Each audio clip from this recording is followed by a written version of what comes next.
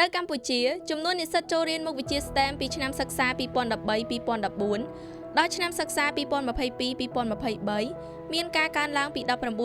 ទៅ 31%ប៉ុន្តែនៅក្នុងចំណោម 31% នោះនិស្សិតស្រីតិចជាងនិស្សិតប្រុសដល់ទៅជាង2ដងឯណោះតាមស្ថិតិនេះបានបញ្ជាក់យ៉ាងច្បាស់ថានៅក្នុងវិស័យ STEM តម្រូវឲ្យមានវត្តមាននិងការចូលរួមបន្ថែមពីយុវជនជាពិសេសនោះគឺយុវតីនិងស្ត្រីផងដែរសួស្តីខ្ញុំឈ្មោះកេតបណ្ឌាគឺជាប្រិទ្ធបរិះរងនៃមហាវិទ្យាល័យវិរិយសាស្ត្រនៅវិទ្យាស្ថានបច្ចេកវិទ្យាកម្ពុជាខ្ញុំបច្ចុប្បន្នគឺជាគ្រូបង្រៀននិងជាអ្នកស្រាវជ្រាវលើវិស័យគ្រប់គ្រងធនធានទឹកជាពិសេសផ្ដោតទៅលើការស្វែងរកដំណោះស្រាយបច្ចេកទេសសន្សំចៃទឹកសម្រាប់កសិកម្មខ្ញុំបានបញ្ចប់ការសិក្សានៅវិទ្យាស្ថានបច្ចេកវិទ្យាកម្ពុជាជាវិស្វករធនធានទឹកហើយក៏ដូចជាបញ្ចប់ថ្នាក់អនុបណ្ឌិតនិងបណ្ឌិតនៅប្រទេសបារ៉េកផ្នែកធនធានទឹកផងដែរតើហេតុអ្វីក្នុងវិស័យ STEM មានមនុស្សស្រីតិចខ្ញុំគិតថាការចូលរួមរបស់ស្ត្រីនៅក្នុងវិស័យ STEM នៅមានកម្រិតនៅឡើយពីព្រោះខ្ញុំគិតថាកត្តាទី1គឺកត្តាជីវភាពកត្តាទី2គឺជាកត្តាការជំរុញលើកទឹកចិត្តរបស់គ្រួសារឪពុកម្ដាយខ្លះគាត់មិនទាន់យល់ដឹងអំពីអត្ថប្រយោជន៍របស់ STEM នៅឡើយហើយនៅកត្តាទី3គឺជាកត្តាដែលគាត់មានផ្ទះនៅឆ្ងាយពីសាលាដល់ហើយមានស្ត្រីមួយចំនួនធំក៏បានជំនះឧបសគ្គទាំងអស់នេះហើយចូលរួមយ៉ាងសកម្មនៅក្នុងវិស័យ STEM តាមស្ថិតិរបស់អង្គការ UNESCO មាន35%នៃស្ត្រីបានបញ្ចប់ការសិក្សាតាក់ទងជាមួយនឹងវិស័យ STEM នៅឧត្តមសិក្សាតួយ៉ាងនៅមហាវិទ្យាល័យវិរិយសាស្ត្ររបស់យើងមានស្ត្រីជាសាស្ត្រាចារ្យជាអ្នកស្រាវជ្រាវនិងបុគ្គលិកចំនួន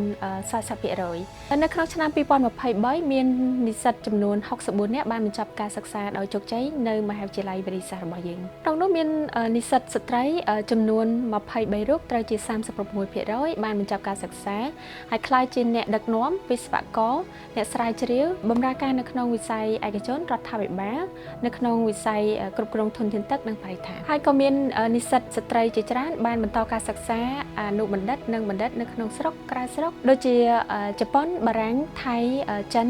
បាសាជាដើមតើហេតុអ្វីបានជាយើងត្រូវជំរុញឲ្យស្ត្រីកើនឡើងនៅក្នុងវិស័យ STEM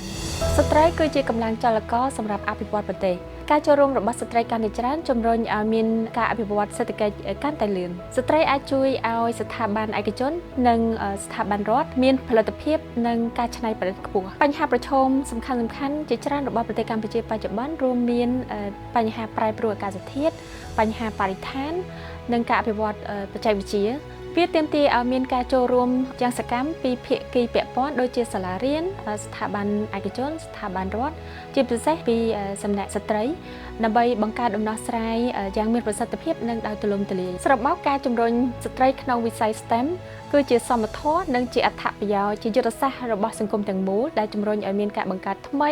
ជំរុញឲ្យមានកំណើនសេដ្ឋកិច្ចកាន់តែលឿននិងការបង្កើតបរិយាកាសចម្រុះកាន់តែប្រសើរឡើងតើអ្នកគ្រូមានសារជំរុញទឹកចិត្តទៅកាន់ក្មេងស្រីនិងស្ត្រីដែលក៏មានចំណងចំណូលចិត្តនៅក្នុងមុខវិជ្ជា STEM ដែរឬទេស្ត្រីគួរបង្កើតក្តីសុបិនដ៏អស្ចារ្យរបស់ខ្លួនឯងដោយក្តីស្រឡាញ់